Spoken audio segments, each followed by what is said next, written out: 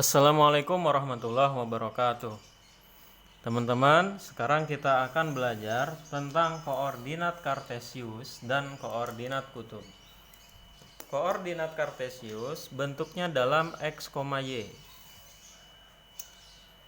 Lalu koordinat kutub atau polar bentuknya dalam r, theta. Ya, theta itu adalah sudut. R itu apa? Nanti kita akan cek hubungannya. Misalkan kakak punya sebuah titik dalam bidang koordinat kartesius. Nah, titiknya adalah titik A, yaitu x, y. Jarak titik A ke sumbu x itu sebesar y. Kemudian jarak titik A ke sumbu y itu sebesar x. Misalkan kakak punya titik O. Titik O itu adalah titik pusat lingkaran ke titik A. Ya, kita hubungkan garisnya, maka akan kita sebut ini dengan R. Lalu antara sisi R dengan sisi X itu ada sebuah sudut. Ya, sudutnya misalkan kita namakan dengan theta. Lalu kita cari hubungan atau perbandingan trigonometrinya. Ya, yang pertama adalah sin alfa. Ya, sin alfa itu kita udah tahu perbandingannya yaitu depan per miring.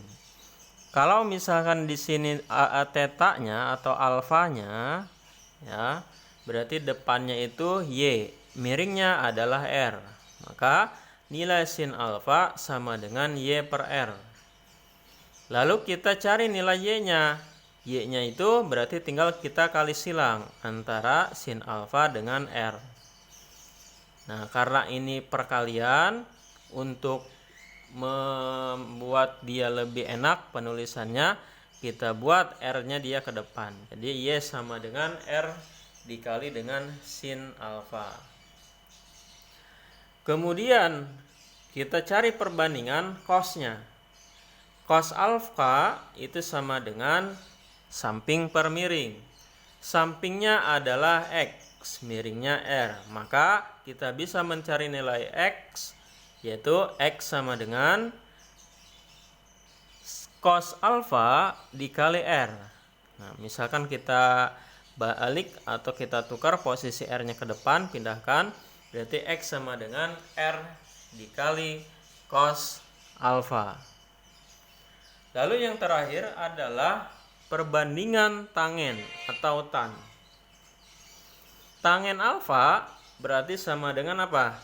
Depan per samping. Nah, depannya itu adalah y, sampingnya itu adalah x. Maka bisa kita mencari nilai alfanya, yaitu dengan mengarkoskan nilai tangennya, yaitu tangen y per x, hasil dari tangen y per x. Nah, maksudnya gimana arkos itu? Nah, misalkan di sini arkos tangen 1, berarti alfanya adalah sudut berapa derajat yang kalau ditangenkan hasilnya sama dengan 1. Nah, maka kita dapat alfanya 45 derajat. Kenapa? Karena tangen 45 derajat sama dengan 1. Lalu yang terakhir, kita harus tahu juga teorema Pitagoras. Nah, teorema Pitagoras itu berawal dari segitiga siku-siku. Nah, segitiga siku-sikunya bisa kita lihat, yaitu segitiga yang sisinya adalah, kita buat di sini. Nah, ini di sini. Nah, berarti di sini x, di sini y, di sini r. Kita bisa mencari nilai r, ya berarti r kuadrat sama dengan x kuadrat ditambah y kuadrat. Kalau kita mencari r-nya doang, berarti r sama dengan, kita akarkan, akar dari x kuadrat ditambah y kuadrat.